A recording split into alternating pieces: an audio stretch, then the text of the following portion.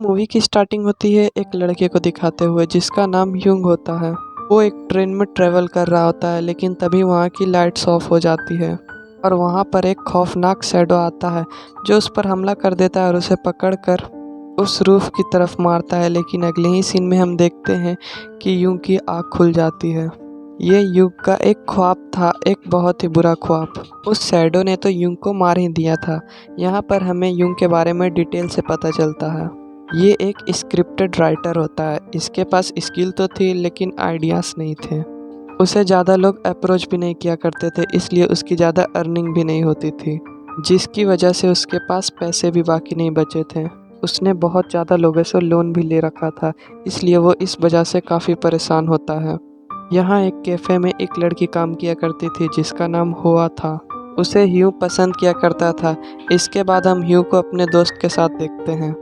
वो अपने दोस्त से कहता है, यार मुझे नींद नहीं आती, मुझे इंसोम्निया है। ये एक ऐसी बीमारी है जिसमें मैं जितना भी सोना चाहूँ मुझे नींद ही नहीं आती।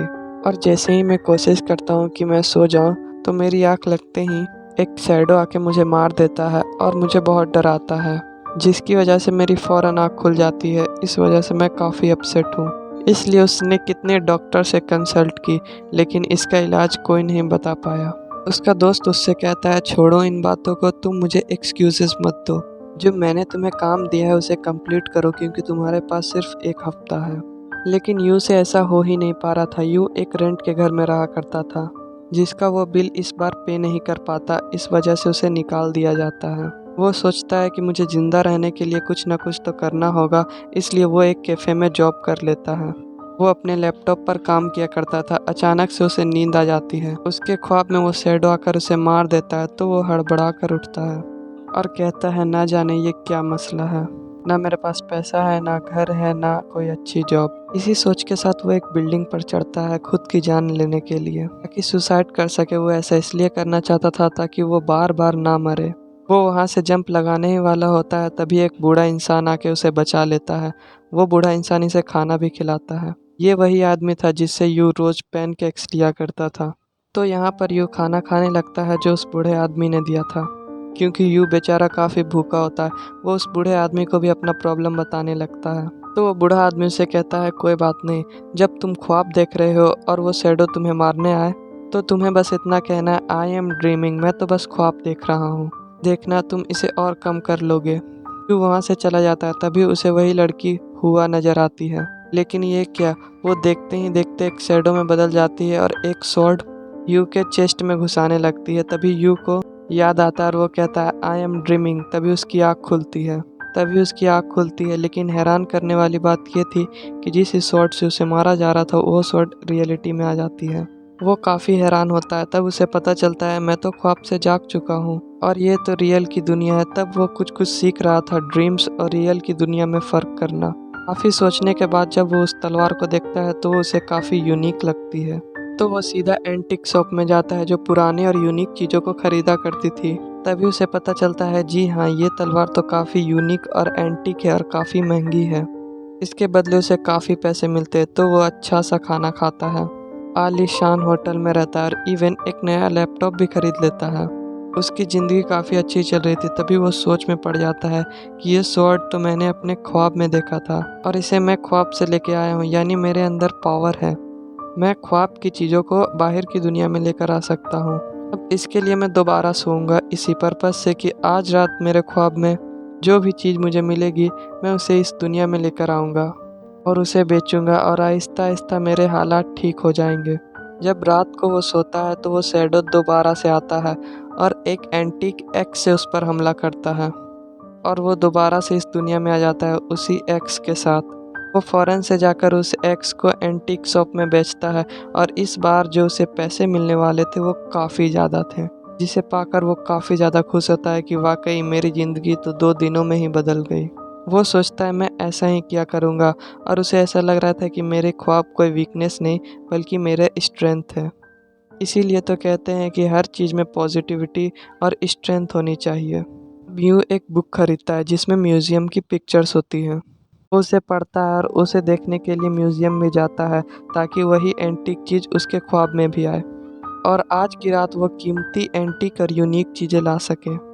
और जैसे ही वो सोता है तो उसके ख्वाब में वही म्यूजियम आता है।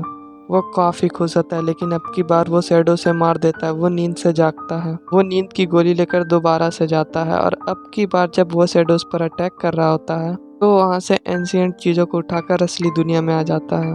अब वो दोबारा से उसी एंटिक स्टोर में उसे बेचने के लिए जाता है। उसकी ये एक्टिविटी एक गैंगस्टर नोट कर लेता है कि आखिर ये एंटिक चीज़ लाता कहाँ से है। वो उससे क्वेश्चन करता है, लेकिन यू उसकी बात का ना जवाब देते हुए वहाँ से चला जाता है। कुछ दिन बाद यू का दोस्त उसे मिलता है और उससे कहता है, वाह भाई, बहुत अमीर बन गए हो, मुझे भी अपने साथ रख लो।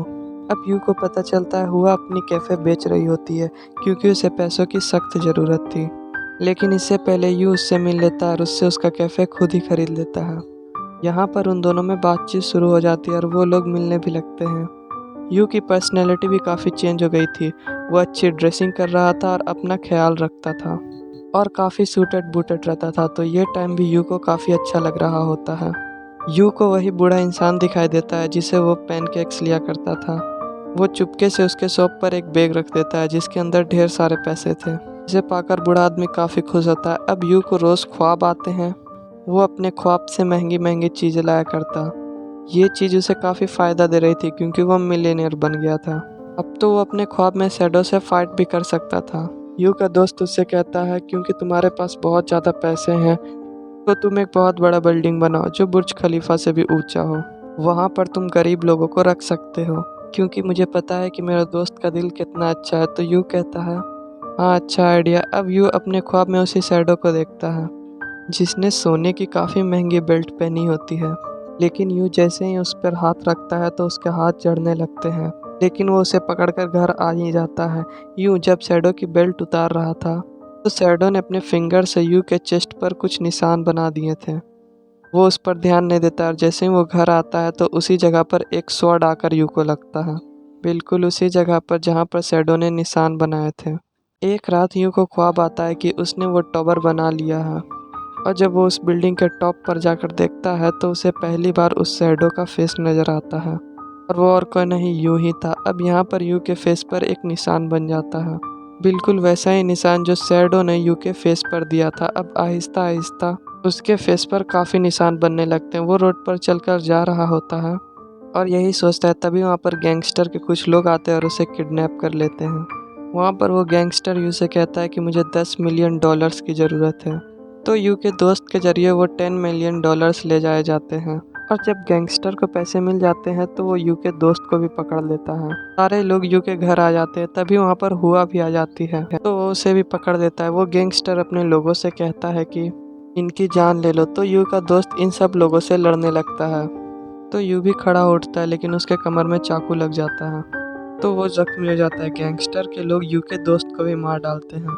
यू हुआ को लेकर वहाँ से बाहर आ जाता है, तभी गैंगस्टर के लोग उसे फट से पकड़ देते हैं और उसके टांग में चाकू मार देते हैं। उसकी चेस्ट पर मसलसल किक मार रहे थे, तो वो बहुत कमज़ोर फील करता है। इस अटैक में हुआ भी जख्मी हुई थी। यहाँ पर ह्यू जब बेहोश हो जाता है तब वो ख्वाबों की दुनिया में आ जाता है, जहाँ पर वो उस शैडो को देखता है। यहाँ पर कुछ पुराने विजन्स आते हैं उसके सामने, तभी उसके सामने एक वॉल आती है। वो उसके दूसरी तरफ देखता है तो वहाँ हुआ होती है। वो शीशे की दीवार को तोड़ने की बहुत कोशिश करता है, लेकिन वो उससे नहीं टूटती। तभी वो उस क्रिएचर में बदल जाता है, वही शैडो जो उसके ख्वाब में आया करता था। यानी यूं ही शैडो था। वो काफ़ी स्ट्रांग हो गया था और उस दीवार को तोड़ देता है और एक गन लेकर सारे लोगों को मारने लगता है। लेकिन वो गैंगस्टर्स मरने से पहले हुआ को भी शूट कर चुके थे। वो गोली उसके बाजू में लगती है। वो पहले से ही जख्मी थे, तो यहाँ वो अपना दम तोड़ देती है। जब शैडो आगे बढ़ता है तो हम देखते हैं असली ह्यू जमीन पर पड़ा हुआ है, तो शैडो उसे शूट कर देता है। ह्यू के खत्म होते ही यहाँ पर पड़ी सारी एंटीक चीज़ें गायब होने लगती है। यहाँ पर यह सीन खत्म हो जाता है। अब हम उस सीन को देखते हैं जब ह्यू को उस स्टोर में होश आया था और उसके हाथ में वही स्वॉर्ड था। उसे समझ आ जाता है कि मैं एक बहुत लंबा ख्वाब देख रहा था। हो सकता है कि ये मेरी डिजीज़ की वजह से हो रहा हो, लेकिन मेरे पास तलवार कहाँ से आई। वो इस सब सोच ही रहा होता है कि वही लड़की जो कैफ़े में काम किया करती थी उसके पास आती है। वो उसे अपने साथ लेकर जाती है और उसे गर्म खाना खिलाती है और उससे कहती है, तुम चाहो तो मेरे कैफ़े में जॉब कर सकते हो। ह्यू कैफ़े में जॉब करने लगता है और फाइनेंशियली स्टेबल हो जाता है। वो स्क्रिप्ट राइटिंग दोबारा से शुरू कर देता है जल्दी ही उसकी लिखी स्क्रिप्ट काफ़ी अच्छे पैसों में बिक जाती है। एक दिन वो उसी बूढ़ी आदमी से मिलता है जो वही उसे बैग देता है जो उसे यू ने भर कर दिया था। तो वो बूढ़ा आदमी उसे कहता है, ये तुम्हारे ही पैसे हैं, मैं सब जानता हूँ जिससे होकर तुम आए हो। मैंने भी ये सब चीज़ें हासिल करने के लिए अपने जान को खतरे में डाला था। यहाँ पर यू को यकीन ही नहीं हो रहा था। अब यू के सामने ऐसी स्टेज आती है जहाँ पर वो रियलिटी और ड्रीम को एनालाइज ही नहीं कर पाता। लास्ट सीन में हम देखते हैं यू जब कैफ़े के सामने बैठा हुआ होता है तो हुआ उसके सामने आती है। वो दोनों आपस में बातें कर रहे होते हैं लेकिन उन दोनों पर वो शैडो भी नज़र रख रहा होता है। इसी के साथ ये मूवी यहीं पर ख़त्म हो जाती है। Thanks for watching.